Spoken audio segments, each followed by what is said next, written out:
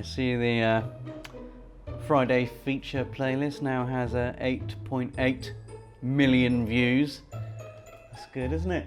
Yes. Very good, Rob. Nice little joke there about me showing off how many views my Friday features have got, and also an actual boast in disguise as a joke. I mean, 8.8 million. That's like Austria. I'm sorry, I shouldn't do that. No one likes a show off, do they? Unless it's Videogames doing it, in which case, show off all you like, please, because when you flex your graphical biceps, we get to play amazing bits of gameplay we'll remember forever.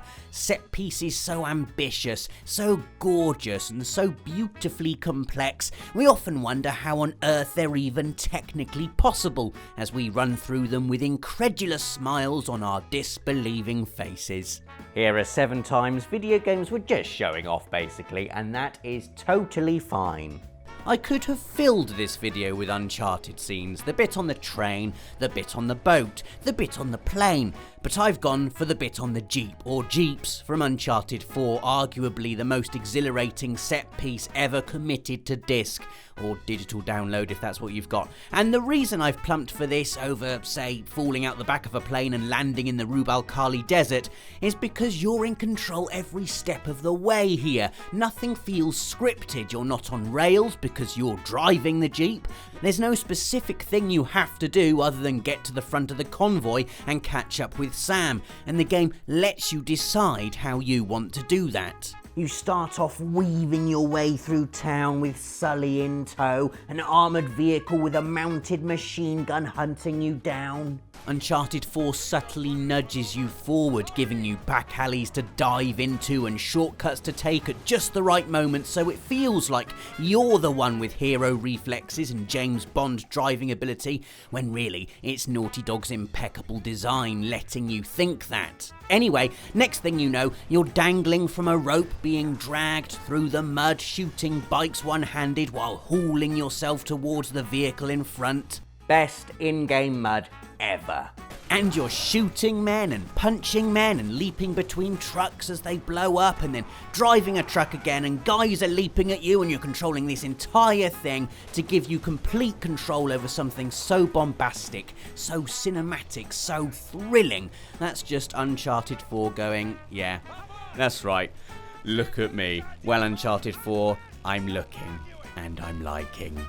Our second entry is from another PlayStation series that's continually gone out of its way to make everything 10 times more ridiculous than it needs to be, and I love God of War for that. The intros to all of its games are phenomenal. Killing the Hydra in God of War 1 was, at the time, the most incredible thing I'd ever done in a game.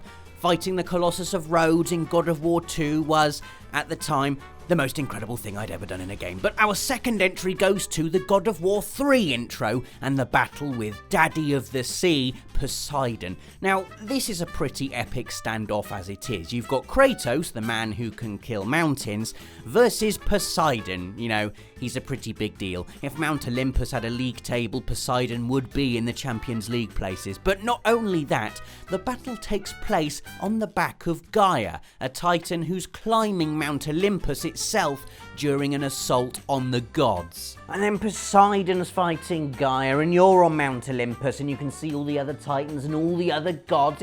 It's basically like the Avengers, but instead of Marvel, it's Greek mythology, and instead of fighting together, they're all fighting each other. And Kratos is fighting everyone. Anyway, it's some ridiculous graphical showboating on God of War 3's part, culminating in a gruesome execution of Poseidon and a devastating tsunami as he plummets to his grave. Epic scale, epic violence, and epic water graphics. 3 of my top 10 favourite things.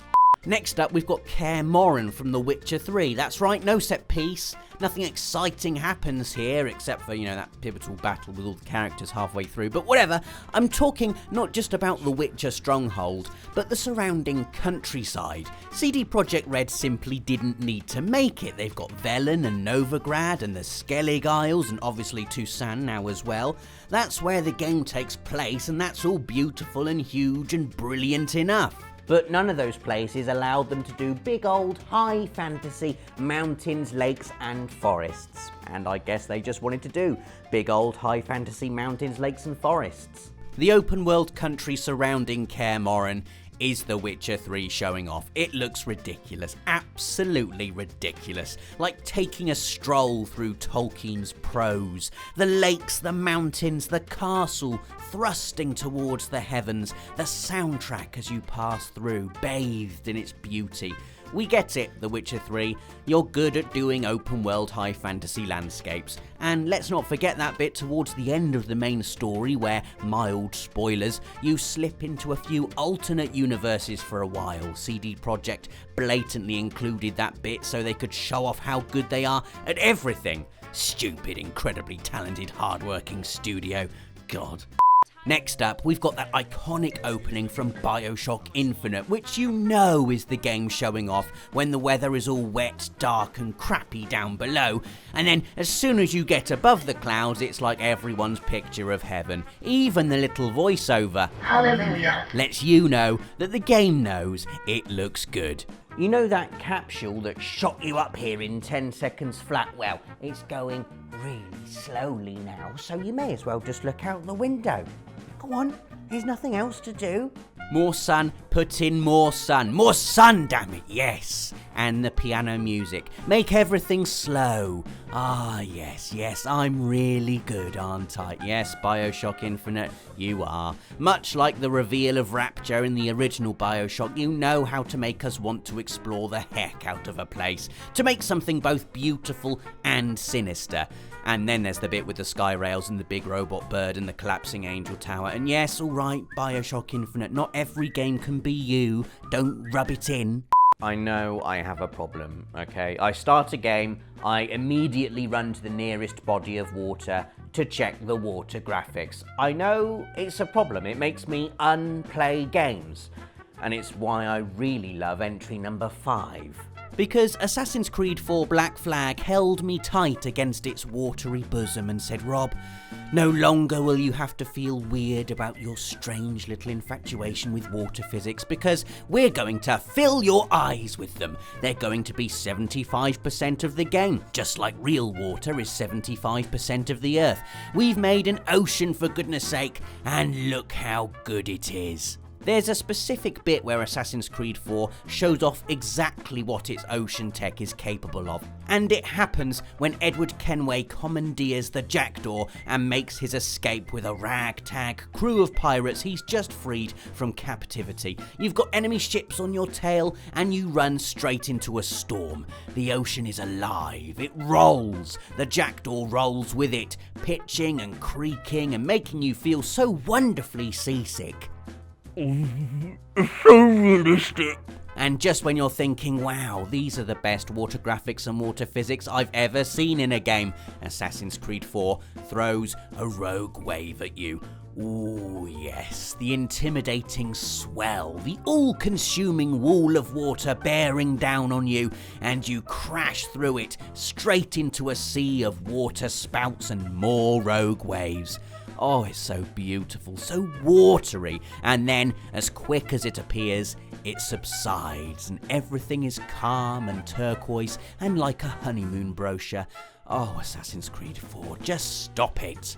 Our penultimate entry is another Assassin's Creed moment, and it's one that I remember vividly from back in the days when I first got my PS3. I'd already identified the games I wanted as soon as I got my console for Christmas in 2007. I wanted Uncharted Drake's Fortune, I wanted The Elder Scrolls 4 Oblivion, I wanted PES 2008, and I wanted Assassin's Creed. I can still remember how amazed I was that I was controlling a character whose clothes moved in real time. But that's not the showy off bit I'm talking about. No, the bit I'm talking about is when you climb your first tower and sink the first viewpoint. Climb to the top of the tower to get your bearings, yes. To get your bearings. That's it. climb, me climb. Look at my climbing animations, by the way. There we are at the top. Now you can, you can see all my map down there. All naked and open world. Oh, don't look at it. Don't look at the big map, you open world amazing graphics purview. Look away. Yeah, climb the tower to sync your viewpoint. I know your game, Assassin's Creed. And I have to come clean, I did more than sync my viewpoint up there. I stared and I stared for a good long while at that graphical majesty. I mean, don't forget I hadn't experienced this whole viewpoint thing in a video game before. I know it's an open world staple now, climb up high, share a screenshot, but back then it was a gameplay mechanic that felt fresh as a daisy. PS3 was the first console that had the technological clout to show massive chunks of world all at once, and so Assassin's Creed showed it off. You be proud of that, Assassin's Creed. You look lovely. Our final entry is from Final Fantasy 15, which I'm about to spoil, but I just can't help it. Spoilers. So skip to the like and subscribe button if you haven't finished it yet and are intending to. Anyway, summons. They've always been the main attraction in every Final Fantasy game. Whenever a new title is released every 50 years or so, it's always one of the things I'm most excited about. What will Bahamut look like this time? Will Odin be in it? Why haven't we seen Fat Chocobo in so long? Anyway, the summons in Final Fantasy 15 are, without doubt, the most obscenely good-looking things I've seen in a video game to date. I know the phrase jaw-dropping is used a lot, but I promise you, when I first saw Ramu, a thunder god the size of a skyscraper, shoot a lightning storm at my enemies, my mouth literally, and I mean literally, was hanging open. And it doesn't stop with Ramu. The battle against Leviathan is beyond epic. Summoning Leviathan is beyond even that. The bit on the train just before you reach Tenebrae. Look what we've got here. Noctis in real time on a train moving through beautiful scenery while a 200-foot water serpent annihilates a bunch of demons while the music sounds like something from a movie. Kill me now so that this is the last thing I see. Actually don't, because then I won't get to see Bahamut being summoned against Ifrit during the final battle.